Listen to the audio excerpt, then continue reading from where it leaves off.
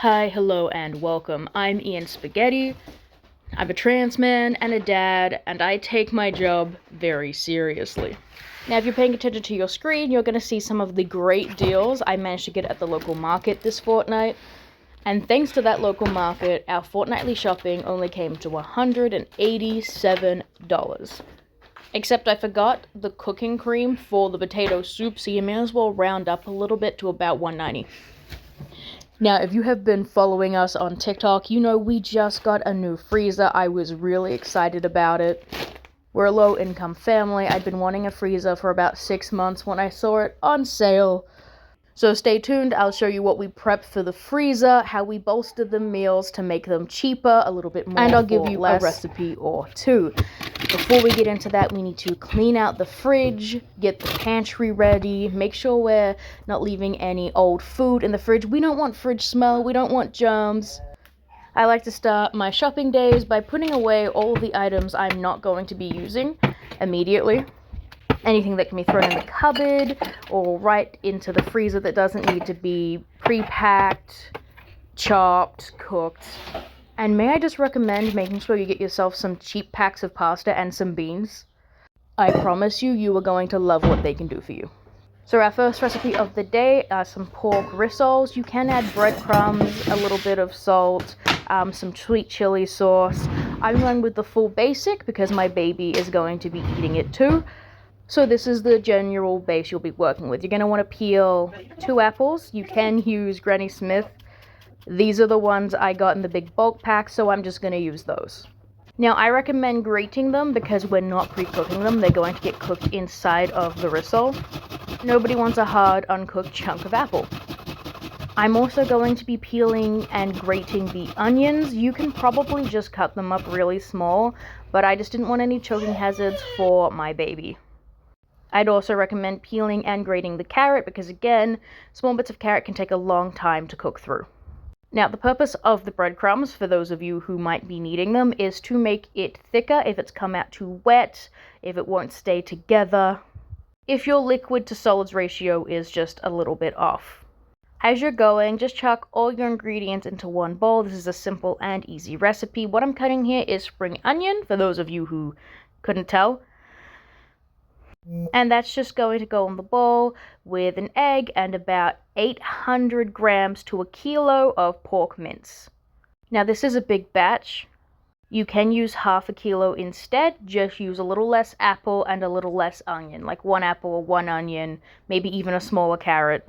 Alright, this part's going to be controversial. I added a pinch of salt even though my baby was going to be eating it. She's about 10 months old, and that tiny little bit in all the patties this is going to make, it's nearly nothing. I promise you, my maternal health nurse said she will be okay. Now, those of you with a keen eye who are watching me mix this have realized I've forgotten the parsley. It is sitting right there, and I have forgotten it. I did not realize I had forgotten it until I had already shaped every single one of them and individually wrapped them for the freezer. Now, I've individually wrapped these in baking paper so that I can take out as many as I need them, so they can be used for lunches, dinners, quick snacks for the baby. If you're super hungry, you can grab out 3 or 4. If you're not feeling that hungry, you can grab out 2. If you just try to make a quick snack for your baby, grab out 1, throw it in the pan. I won't judge you if you make a quick snack for yourself with these. And you'll notice as you go through these videos that the benches keep getting wiped, the chopping boards keep getting washed. Sometimes you'll see a different colored one. That just means I didn't wash the one I just used yet, and it's sitting in the sink waiting for me. Now, these sausages here were a limited time only buy at Aldi, and for what is 2 entire servings for my family, I think they were only like $13, $14. And anytime I can do dinner for less than $10, that is a win for me. Now, I'm going to put half of these in my fridge with their best before date, and I'm going to use those this week, and the other half are going to go in the freezer, and they're going to get used next week because, again, this is a fortnightly shop. I forgot to film it, but I also cut that big 2-kilo pack of mince you saw at the start into 4 portions of 500 grams for the freezer. That will become 4 dinners. It was about $20-something. And usually when I cook that, I will add either a can of black beans or a can of kidney beans just to make it stretch further. They're also really good for you, and my baby loves them. But she's not a fussy kid. She'll eat celery sticks, she'll eat carrots, she'll eat cucumber, tomatoes, cheese. You can actually see a lot of the food that the baby goes through and some dinner inspirations for your own kids if you've got them on my TikTok. For your convenience, I have added a screenshot of my TikTok here.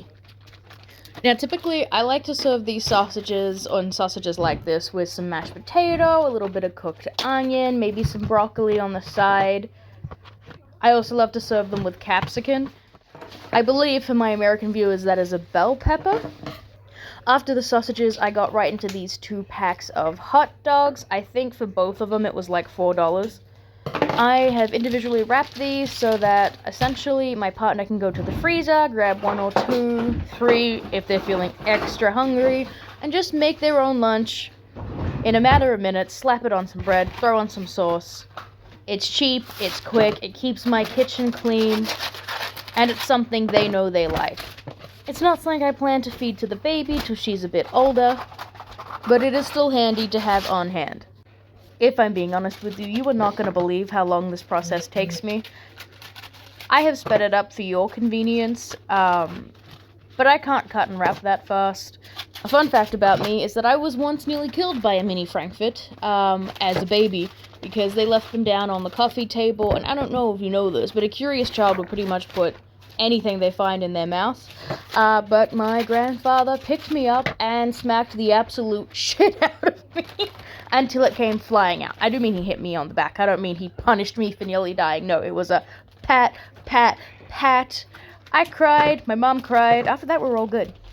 Quickly moving on from that story, here is one of my favorite hacks for small families. This is about a $17 roast. I cut it in half. It is way too big for 2 people. We were never going to finish it. If you do end up cooking the whole thing, you can slice the pork for nice, like, sandwiches. But we're about money saving here, and if I can turn 1 dinner into 2, that is a win. Despite our low income status, I do try to save about $100 a week because we are trying to save for baby girl's future and make sure we have a huge safety net in case anything goes wrong. And when I tell you it is not easy to save that much money, I mean it. My partner makes about $360 a week. My parenting payment and tax benefits combined come to about $600 a week. So we're coming just under $1,000 a week of combined income. So we can't really be affording the $250 a week I know some people are spending on groceries, which is about $500 a fortnight. I like to keep it under $300.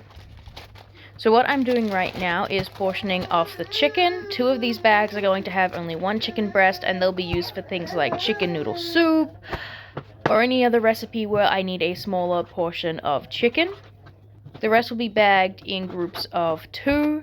Here I am just cubing some chicken because I think everyone's been there. You forgot to defrost your chicken. It's a solid lump. You can't even cut it. If I pre-cut it, then all I have to do is throw it in the sink with some lukewarm water and it will start to separate. And then I can use that even if I've left it in the freezer.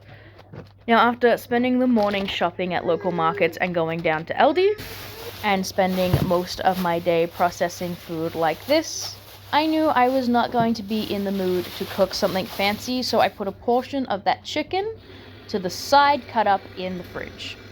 Another fun life hack for those of you who are still around is that it is cheaper per kilo to make your own frozen vegetables, especially when those vegetables are in season. So I grab a bunch of whatever cheap at the time, and then I just cut it up myself, put it in little reusable freezer bags, and that'll have us set for up to a month at a time. This is a rather small portion of broccoli. It's what got left over from the last shop, and it was just sitting in the bottom of my fridge, and I knew I needed to put it in the freezer before it became waste. Now, these are one of the only vegetables I bought from the shop instead of from the market, and they are looking worse for wear. Honestly, I'm pretty disappointed in them. So these are all just going to go right into the freezer so that they survive the 2 weeks. Except, of course, for the portion that I'm putting aside to go in dinner. And tonight we will be making one of my baby's favorite. I call it Mexican-inspired chicken, because I don't really follow a recipe. I just cooked some chicken and beans with spices you often find in Mexican food. It's cheap, it's quick, it's healthy, and my baby loves it. And I'm going to be showing you how to make it in this video as soon as we are done cutting up and preparing all of these vegetables.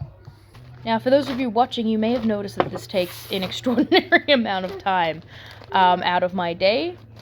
And typically when I do this, my partner will watch the baby for me. Sometimes they go out together, or sometimes they go see Nana, sometimes they just hang out in the lounge room. The only time I really stop when I'm doing all this is to breastfeed her, because since the day she was born, she has been completely resistant to bottles.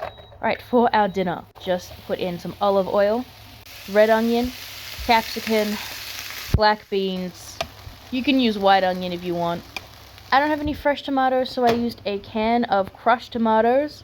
The extra liquid really helps soak up the seasonings, and it ends up becoming quite a nice sauce. What I've put in now is just a dash of lime. I like to serve it with rice to keep our tummies fuller for longer. I also baked some chocolate chip cookies for dessert that night. And with that, I think I'm gonna leave you.